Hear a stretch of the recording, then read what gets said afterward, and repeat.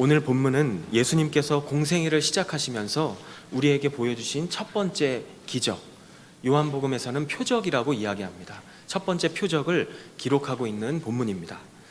이 마태와 마가와 누가는 예수님의 기적을 이야기할 때 미라클이라는 그런 의미로 표현을 했습니다. 그런데 요한만큼은 이 표적을, 이 기적을 사인이라는 그러한 표현을 가지고 예수님의 기적을 설명했습니다.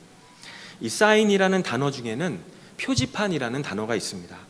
혹시 화면에 지금 보시면요, 감사합니다. 이 화장실이 어디인지 우리에게 참 중요한 표지판이죠. 이 화장실이 어디인가 할 때, 우리를 찾을 때 우리는 이런 표지판을 보고 가게 됩니다. 이 표지판은 화장실이 어디인지를 알려주고 있는 것이죠. 이 방향으로, 화살표 방향으로 가게 되면 우리는 화장실을 만나게 됩니다. 이 표지판이 존재하는 목적은 바로 우리가 화장실을 만날 수 있게 해주는 것이 표지판에 존재하는 목적입니다.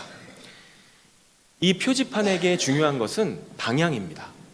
화살표가 어디에 있는가, 그것이 가장 중요한 것이지, 이 표지판이 어떠한 재질로 되어 있는가, 무슨 색으로 되어 있는가는 사실 가장 중요한 것은 아닙니다.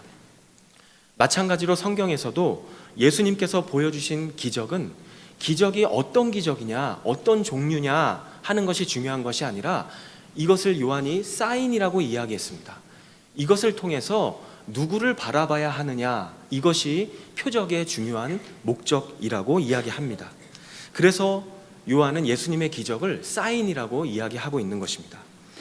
예수님의 기적을 볼 때마다 바로 예수님이 하나님이시고 예수님이 메시아, 바로 구원자라는 사실을 기억해야 한다고 말씀하고 있는 것입니다. 오늘 본문에서 예수님께서 물로 포도주를 만드신 이 사건도 사실은 예수님께서 하나님이시고 예수님이 구원자라는 사실에 주목하기 위해서 이 기적을 보여주셨다는 것을 요한은 우리에게 이야기하고 있습니다. 오늘 본문은 이렇게 시작합니다. 우리 1절과 2절을 같이 읽겠습니다. 3일째 되던 날 갈릴리 가나에서 결혼식이 있었습니다. 예수의 어머니도 그곳에 계셨고 예수와 제자들도 그 결혼식에 초대받았습니다. 이 3일째 되던 날은 예수님께서 제자들을 부르신 지 3일이 지난 후를 이야기합니다. 오늘 본문인 이 2장 바로 앞부분에 보면 1장에서 예수님께서 여러 명의 제자를, 아직 12제자가 되지는 않았습니다. 그런데 한 서너 명의 제자를 부르시는 장면이 나옵니다. 침례 요한의 제자였던, 원래 침례 요한의 제자였던 안드레를 비롯해서 안드레와 또 베드로를 부르시고, 그리고 빌립과 나다나엘을 부르시는 장면이 바로 오늘 앞부분에 나오는 장면입니다. 그리고 나서 이 제자들과 함께 잔치에 초대를 받으셔서 오늘 결혼잔치에 참석하시는 내용이 바로 2장의 오늘 본문인 것입니다. 지금 이 결혼잔치의 상황을 보니까 1절에 보니까 예수님의 어머니였던 마리아가 이미 그 결혼식 장소에 있었습니다. 그곳에 계셨다, 이미 있었다는 것을 이야기하고, 2절에 보니까 예수와 제자들도 초대받았다라고 이야기합니다. 그런데 어머님이 이미 그 장소에 있었다라고 이야기하고요, 5절에 보니까 이 마리아가 하인들에게, 사실은 남의 집 하인들인데 이 하인들에게 그냥 막 시키는 것을 보면요, 예수님의 집안과 가까운 사람의 결혼식이 아니었을까, 이렇게 우리가 생각할 수가 있습니다. 예수님의 어머니가 아마 이 잔치를 도와주기 위해서 먼저 그곳에 있었던 것으로 보입니다. 보통 팔레스타인 지역에서는 결혼을 하면 이 잔치가 일주일 동안 지속이 되었다고 합니다. 일주일 동안 계속 축제를 하는 것입니다. 먹고 이야기하고 기쁨을 나누는 것이죠. 그리고 길게 하는 사람은 2주까지도 그렇게 했다고 하는 기록이 있습니다. 이 잔치에서 빠질 수 없는 것 중에 하나가 바로 포도주였습니다. 이 팔레스타인 사람들의 문화 속에는 이 중동 지방은 물이 참 귀한 곳이다 보니까 음료를 즐겨 마셨는데요, 이 음료 가운데 자주 즐겨 마셨던 음료가 바로 포도주였습니다. 오늘날 우리가 우리 문화 속에서 포도주를 생각할 때에는 알코올이 들어있는 것만을 생각하게 되죠. 그런데 기록에 보니까요, 이 포도주의 종류가 3가지 종류가 있었습니다. 이 사람들이 포도주라고 부르는 그 종류가 3가지가 있었습니다. 첫 번째는 우리가 알고 있는 포도주입니다. 발효를 시킨 이 알코올이 들어간 포도주를 이야기합니다. 이 포도주는 물을 두세 배 타서 사람들이 마셨다고 합니다. 그리고 이때 당시 사람들이 불렀던 포도주라고 불렀던 또 다른 종류를 보니까요, 새 포도주라고 부르는 포도주가 있습니다. 이것은 포도의 즙을, 갓 짠 포도즙을 발효시키지 않고 그냥 마시는 것입니다. 그래서 사이다처럼 마셨다라고 이야기합니다. 오늘날의 사이다처럼 우리가 자주 즐겨 마시는 음료, 그런 음료로서의 새 포도주가 있었다고 이야기합니다. 그 다음 마지막으로 이 발효되지 않은 포도즙을 그냥 끓여서 알코올 성분을 만들지 않고 마셨던 포도주가 있었다고 합니다. 이렇게 알코올 성분이 없어도 사람들이 즐겁게 마시는 음료로서의 포도주를 이야기합니다. 잔치집에서 빠질 수 없는 것이 바로 이 포도주였다고 말씀합니다. 사람들은 이 포도주, 심지어는요, 그때 당시에 어떤 말까지 돌았는가 하면 신랑은 없어도 되는데 포도주는 없으면 안 된다 라는 우스갯소리까지 돌아다닐 정도로, 그리고 이 유대인 랍비들이요, 이 포도주를 아주 즐겨 마셨다라는 그런 기록들도 찾아볼 수가 있습니다. 대표적으로 시편 104편 15절 말씀을 보면 이 포도주에 대해서 이렇게 고백하고 있습니다. 같이 읽어보겠습니다. 그것은 사람의 마음을 기쁘게 하는 포도주, 그 얼굴을 빛나게 하는 기름, 그 마음에 힘을 주는 빵입니다. 이 성경의 이 저자의 고백도 마찬가지죠. 이때 당시에 고대인들은 이 포도주가 기쁨이다라고 이야기할 정도로 참 즐겁게, 아주 맛있게 마셨다는 것을 알 수가 있습니다. 바로 잔치집에서 이 기쁨의 상징인 포도주가 꼭 있어야 되는 것을 의미하는 것이고, 그리고 이것을 충분히 준비해 놓는 것이 잔치를 준비하는 사람의 역할이었습니다. 2절에 보니까 예수님께서 제자들에게 초대를 받아서 가셨다고 이야기하죠. 이때 당시에 미리 초대를 하고 별 문제가 없으면 이 초대에 응하는 것이 이때 당시의 예의였습니다. 그렇기 때문에 사람들을 초대해 놓고서 분명히 이 결혼식을 준비하는 사람들은 이때 당시에 인원을 충분히 예상하고 있었을 것입니다. 충분히 인원을 예상하고 그 인원수보다 넉넉하게 음식을 준비했겠죠. 포도주도 분명히 그렇게 준비를 했을 것입니다. 그런데 3절에 보니까 포도주가 떨어졌다라고 이야기합니다. 포도주가 떨어졌다. 사실 이것은 굉장히 심각한 상황입니다. 잔치가 중단될 수도 있기 때문입니다.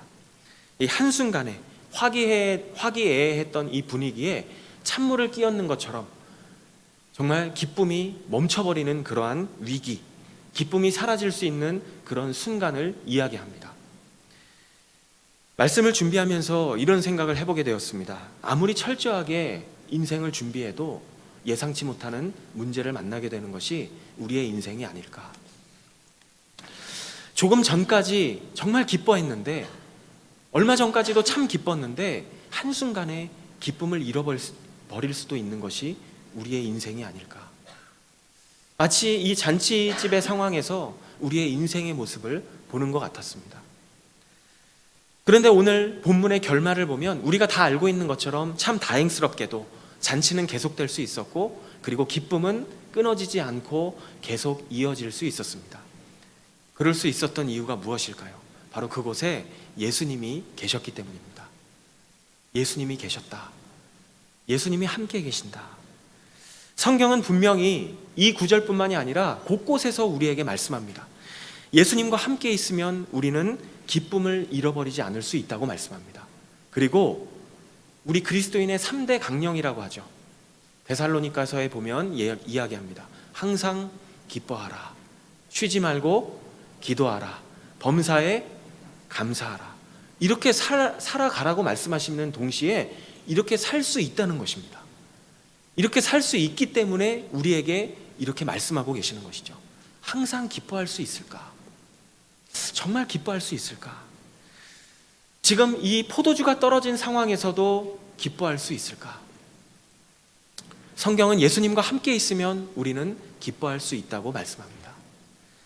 기뻐할 수 없는 상황 속에서도 기뻐할 수 있는 방법은 바로 주님과 함께하는 것입니다.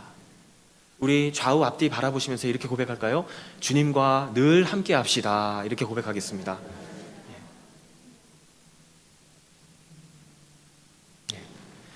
그렇다면 질문해 봐야 되겠죠. 예수님이 나와 지금 늘 함께하고 계신가? 우리는 질문해 볼 수밖에 없습니다. 그런데 만약에 내가 예수님을 내 삶의 구원자로, 내 삶의 주인으로 영접을 했다면, 내가 그렇게 주님을 믿었다면 예수님은 어떤 상황에서도 나와 함께 계신다고 성경은 말씀합니다. 그리고 예수님은 약속하셨습니다. 내가 세상 끝날까지 너희들 떠나지 않고 함께 할 것이다. 이 예수님께서 말씀하신 것입니다. 아, 그렇군요. 내가 예수님을 진정으로 내 삶의 구원자와 삶의 주인으로 영접했으니까 예수님은 나와 늘 함께 계시는군요. 그렇다면 우리는 또 질문해 보게 됩니다. 그렇다면 주님이 나와 함께 계신다는 것은 알겠는데, 내 삶의 포도주가 떨어지는 것처럼 예상치 못한 문제를 만났을 때, 정말 기뻐하고 싶은데 기뻐할 수 없는 이런 상황들을 만났을 때 내가 어떻게 해야 기쁨을 잃어버리지 않고 계속해서 기뻐할 수가 있습니까? 어떻게 그럴 수 있을까요? 이 질문에 대한 대답을 오늘 본문에 나오는 마리아의 모습을 통해서 살펴보기를 원합니다. 오늘 함께 나눌 내용은 이것입니다. 기뻐할 수 없는 상황 속에서도 우리가 기쁨을 경험할 수 있는 방법은 무엇일까요? 살면서 이런 상황들을 얼마나 많이 우리가 만나게 돼요. 그런데 오늘 이 시간을 통해서 우리의 삶 속에서 이 내용들을 늘 생각하고 생각이 났으면 좋겠습니다. 기뻐할 수 없는 상황 속에서도 기쁨을 경험할 수 있는 방법, 그것은 첫 번째로 해답을 구하기 전에 믿음을 구하는 것입니다. 우리 같이 한번 따라해 볼까요? 해답을 구하기 전에 믿음을 구합시다. 오늘 본문에 나타난 이 마리아의 모습은 우리에게 참 많은 교훈을 주고 있습니다. 요한복음 2장 3절을 같이 읽겠습니다. 그런데 포도주가 다 떨어지자 예수의 어머니는 예수께 와서 포도주가 다 떨어졌구나 라고 말했습니다. 마리아가 예수님에게 와서 지금 포도주가 다 떨어졌구나 라고 아들이죠, 이야기하는 것을 보면요, 근데 단순하게 이야기하는 게 아닙니다. 지금 단순히 이야기하는 것이 아니라 예수님이 메시아라는 것을 알고 있었고 믿고 있었다는 것을 짐작할 수가 있습니다. 이 예수님을 잉태했을 때, 임신했을 때 마리아에게 분명히 주의 천사가 예수님이 너의 몸을 빌려서 태어나게 될 것이라고 이야기를 했습니다. 그리고 누가복음에 보면 예수님의 어린 시절이 잠깐 나오는데요, 분명히 부모님은 이 예수님의 어린 시절을 보면서 비범하다, 평범하지 않구나라는 사실을 알았을 것입니다. 예수님이 항상 이 마리아의 옆에서 있었던 것을, 이 성장하는 모습을 보면서 어머니는 분명히 예수님에 대해서 알고 있었을 것입니다. 그렇기 때문에 이런 상황에서 예수님에게 지금 이야기하는 이 뉘앙스를 보면요, 지금 예수님에게 능력이 있으니까 이 문제를 좀 해결해 달라는 것입니다. 이 이야기를 듣고 예수님이 보인 반응을 같이 살펴보겠습니다. 2장 4절 같이 읽겠습니다. 예수께서 대답하셨습니다. 어머니, 그것이 나와 당신에게 무슨 관계가 있다고 그러십니까? 아직 내 때가 이르지 않았습니다. 이게 무슨 말인가 하면요, 아직 내 때가 이르지 않았습니다. 이제 예수님께서 나이가 되셨어요. 공생애를 시작하실 나이까지 기다리셨습니다. 그 시간까지 기다리셔서 이제는 공생애를 시작하셔야 되는데 아직은 시작하지 않으셨어요. 이제 공생애를 시작하신다는 것은 무슨 의미가 있는 것입니까? 예수님 메시아로서, 이제 구원자로서 하나님의 아들이 감당하셔야 될 그 과정을 이제 시작하셔야 된다는 것입니다. 결국 그 과정의 마무리는 십자가와 부활이죠. 이 십자가를 이제 향해서 살아가는 삶을 살아가야 되는데 아직은 내 때가 이르지 않았다는 거예요. 이것은 예수님께서 처음으로 예수님의 정체성을, 예수님이 이제 이 목수의 아들이 아니라, 마리아의 아들이 아니라 메시아로서의 정체성, 자신이 어떤 존재인지를 처음으로 어머니에게 드러내고 있는 장면입니다. 예수님이 이 세상에 오신 목적은 단순히 이 삶에 보여지는 문제만을 해결하기 위해서 오신 것이 아니죠. 우리가 이 세상의 문제들이 어떻게 생겨났다고 알고 있습니까? 바로 죄, 이 죄의 문제로 인해서 우리의 삶에 살아가는 모든 문제들이 생겨났다는 것을 우리는 알고 있습니다. 예수님은 이 눈에 보여지는 이 문제들을 해결하기보다는 이 문제를 만들어내고 있는 이 근본적인 본질적인 죄의 문제를 해결하기 위해서 오셨던 것입니다.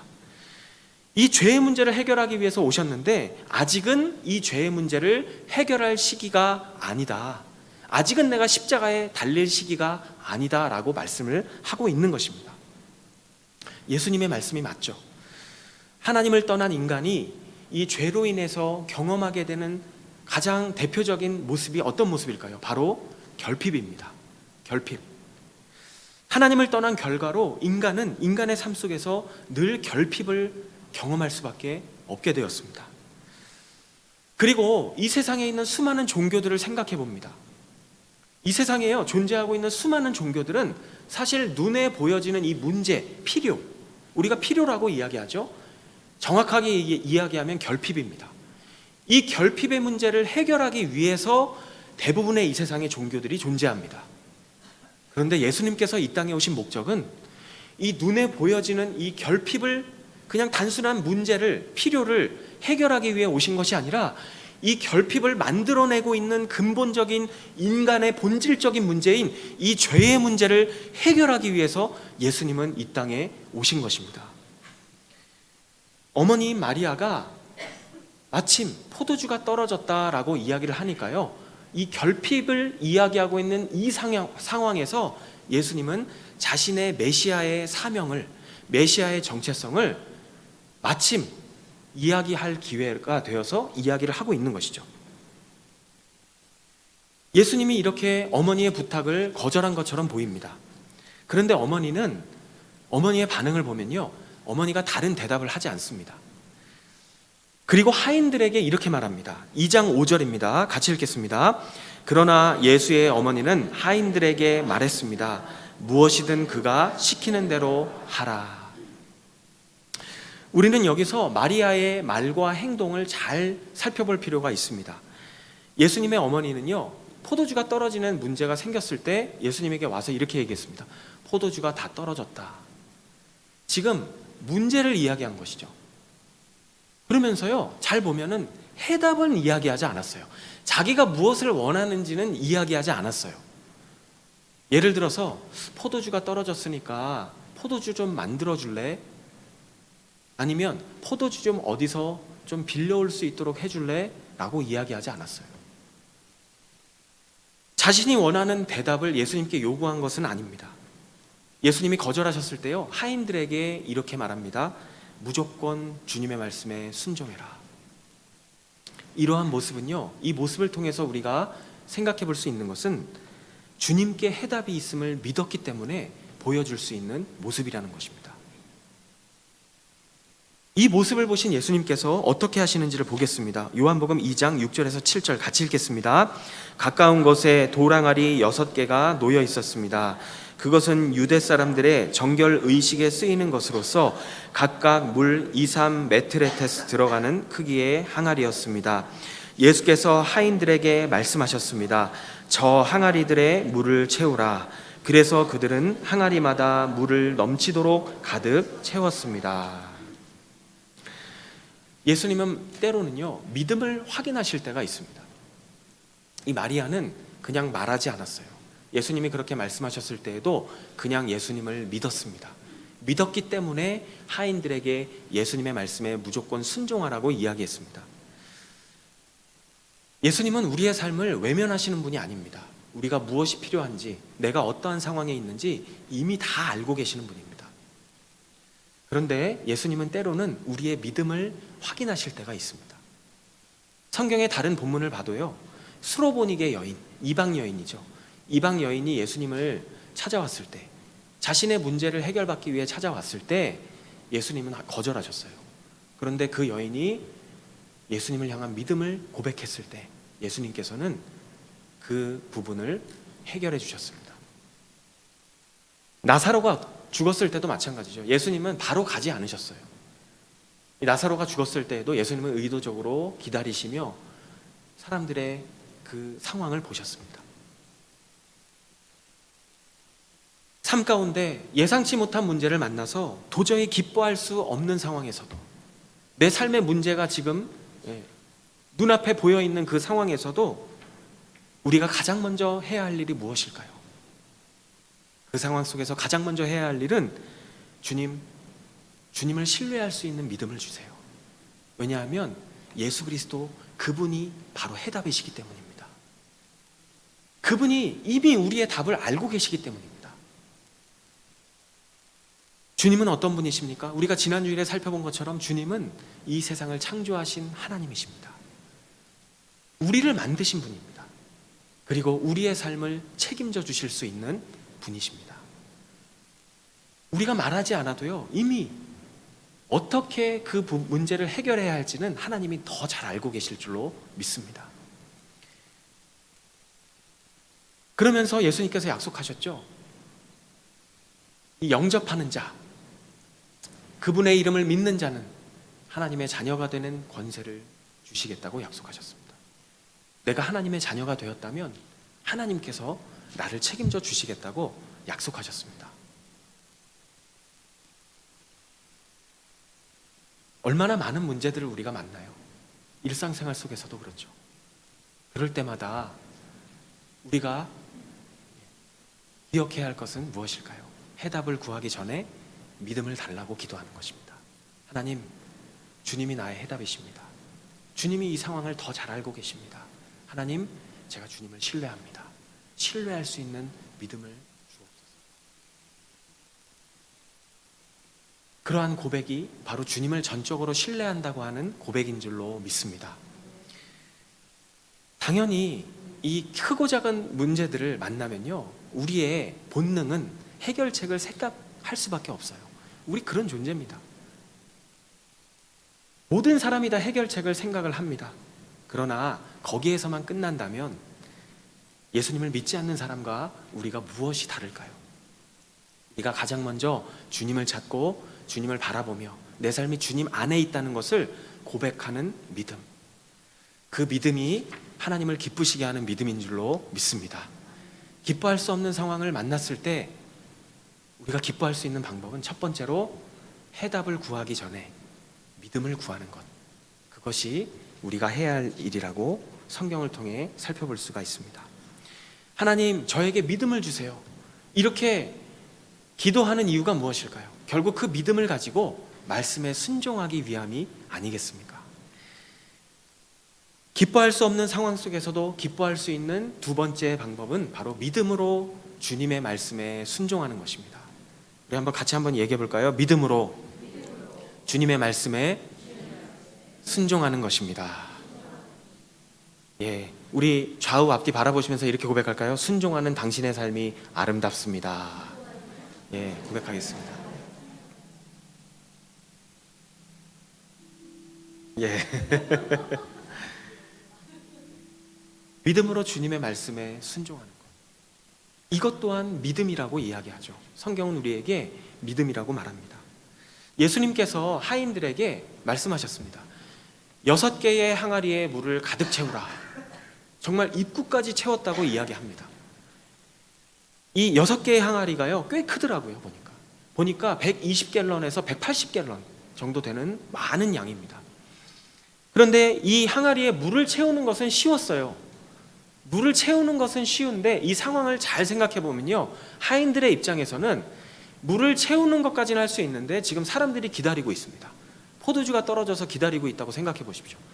그런 상황에서 이 채운 물을 잔치 책임자에게 갖다 줘야 됩니다. 상식적으로 납득이 되지 않았을 것입니다. 그러나 하인들이 예수님의 말씀에 순종했을 때 물로 포도주가 바뀌는 기적을 경험하게 되었습니다.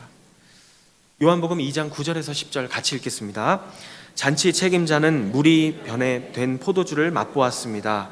그는 그 포도주가 어디서 났는지 알지 못했지만 물을 떠온 하인들은 알고 있었습니다. 잔치 책임자는 신랑을 불렀습니다. 그러고는 이렇게 말했습니다. 누구든지 처음에는 맛 좋은 포도주를 내오다가 손님들이 취하면 덜 좋은 포도주를 내는 법인데 당신은 가장 좋은 포도주를 지금까지 남겨두었군요. 책임자는 이 포도주가 어디에서 온 것인지를 몰랐습니다.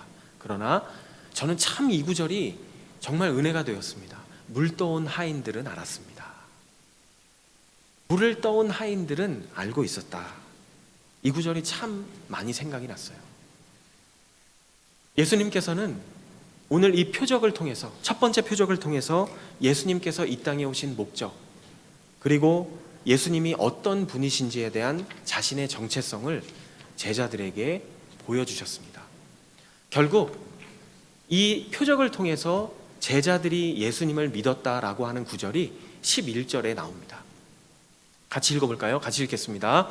예수께서 이 첫 번째 표적을 갈릴리 가나에서 행해 자신의 영광을 드러내셨습니다.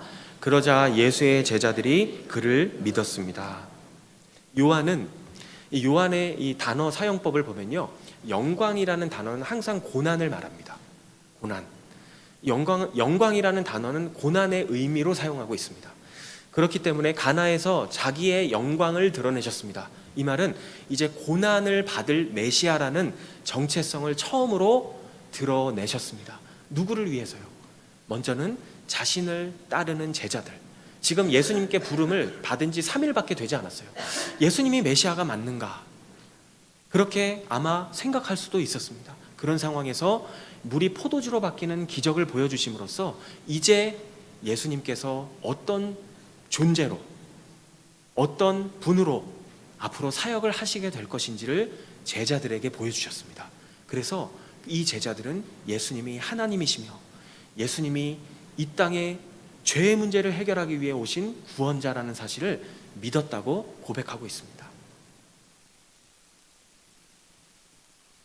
사실 예수님은요, 물이 없어도 포도주를 만드실 수 있는 분이죠. 그런데 물로 포도주를 만드셨다는 것은요, 굉장히 의도적입니다. 예수님은 의도적인 이 의도성을 가지고 이 사건을 행하셨습니다. 당시에 이 항아리가 용도가 뭐였는가 하면, 이 유대인들이 정결 예식을 할 때, 이 밥 먹을 때요, 밥 먹거나 어디 집에 들어왔을 때 이 항아리에 있는 물을 떠서 손과 발을 깨끗이 씻는 용도로 사용했어요. 이것이 성경에 보면, 구약 성경에 보면 이것이 이제 하나님께서 주신 율법 중에서도 이 율법을 나중에 시간이 지나면요, 600개가 넘는 이 관례로 이 사람들이 그것을 잘 지키겠다고 해석하고 또 적용을 만들고 해서 엄청나게 많은 양으로 이 율법이 늘어납니다. 마가복음 7장에 보니까 이 정결 의식이 나옵니다. 이 사람들은 자신의 손과 발을 물은 구약 시대에 이 부정함을 닦아내는 도구로 그렇게 사용되었습니다. 그러니까 단순히 그냥 손과 발을 그냥 이 깨끗하게 하는 것뿐만 아니라 부정함까지 씻어낸다고 믿었습니다. 오늘날로 이야기하면 죄까지 씻어낸다고 믿었어요. 그런데 예수님은 그 물을 포도주로 바꾸셨습니다. 이 포도주가 상징하는 것이 무엇입니까? 우리가 잘 기억해야 될 것은요, 이 요한은 요한복음만 쓴 것이 아니라 요한계시록도 썼어요. 요한계시록은 상징으로 가득 차 있습니다. 요한이 이야기하고 있는 이 상징에 우리가 이 곳곳에 상징이 있어요. 장치들이 있습니다. 이 포도주는 바로 예수님의 피를 상징합니다. 바로 복음서에 보면 예수님께서 성만찬이라고 하는 제도를 만드시죠. 이것은 인간이 만들어낸 것이 아니라 예수님께서 만드신 것입니다. 만드신 이유가 무엇입니까? 바로 나를 기념하라. 나의 죽음을 기억하라. 내가 왜 죽었고 내가 왜 이 땅에 왔는지를 늘 기억하라는 것입니다. 우리는 그 사실을 잊어버리는 순간 우리는 곁길로 가게 되어 있습니다. 우리가 늘 복음을 묵상하고 복음을 가까이 하고 예수님과 함께 동행해야 되는 이유가 무엇일까요? 그 사실을 잃어버리는 순간 우리는 곁길로 가게 되어 있습니다. 사단은 지금도 호시탐탐, 사단은요, 가장 괴롭히고 가장 공격하는 사람이 누구입니까? 바로 하나님의 사람들입니다. 하나님의 사람들이요, 어떻게든 믿음에서 떨어져 나가게 하기 위해서 지금도 열심히 일하고 있습니다. 우리는 항상 그 사단의 존재를, 사단의 역사를 잊어버려서는 안 되는 것이죠. 그래서 세상 속에서 우리가 승리하는 방법은 예수 그리스도를 묵상하는 것입니다. 예수 그리스도가 왜 이 땅에 오셨는지를 늘 기억하는 것입니다. 그리고 그분과 늘 연합해 있는 것입니다. 무엇으로요? 믿음으로. 믿음으로 주님과 연합할 때 우리는 주님께서 주시는 풍성함을 경험할 수 있습니다. 내가 어떠한 예상치 못하는 상황을 만난다 할지라도 내가 그 안에서도 기쁨을 누리고 싶다면, 오늘 본문에 의거해서 내가 예수 그리스도와 믿음으로 연합해 있다면 하나님께서는 그 안에서도 우리에게 늘 기쁨을 주시며 하나님이 내 삶을 이끄시고 계시며 내 삶이 하나님 손에 있다는 것을 느끼게 해주시고 그것을 경험하게 해주실 줄로 믿습니다. 우리가 하는 일은요, 믿음으로 주님과 연합되어 있으면서 주님께서 우리에게 주신 말씀에 순종하는 것입니다. 이것은 우리에게 무거운 멍해가 아닙니다. 이것은 우리를 위한 것입니다. 우리가 말씀대로 살아갈 때 하나님께서는 우리를 창조하신 분이기 때문에 이 말씀은 우리가 어떻게 살아야 될지를 설명하고 있는 설명서이기 때문에 말씀에 순종할 때 우리는 그 안에서 진정한 기쁨과 진정한 풍성함과 진정한 감사를 경험할 수 있는 줄로 믿습니다. 바로 예수님께서 이 첫 번째 기적을 통해서 왜 이 땅에 오셨으며 그리고 포도주로 왜 바꾸셨고, 이 포도주가 상징하는 예수님의 고난과 메시아 되심, 오늘날 이 말씀을 통해서 주님은 동일하게 우리에게 말씀하고 계십니다. 말씀을 정리합니다. 이제 문을 열고 나가면 우리는 또 내 삶 가운데 예상치 못하는 상황들을 만날 수가 있습니다. 그런 상황 속에서도 한 주간의 삶 속에 우리가 어떻게 기쁨을 놓치지 않을 수 있을까요?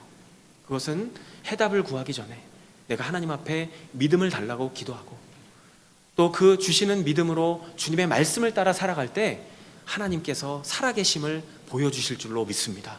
그러한 복된 삶을 살아가는 한 주간의 삶이 되기를 간절히 소망합니다.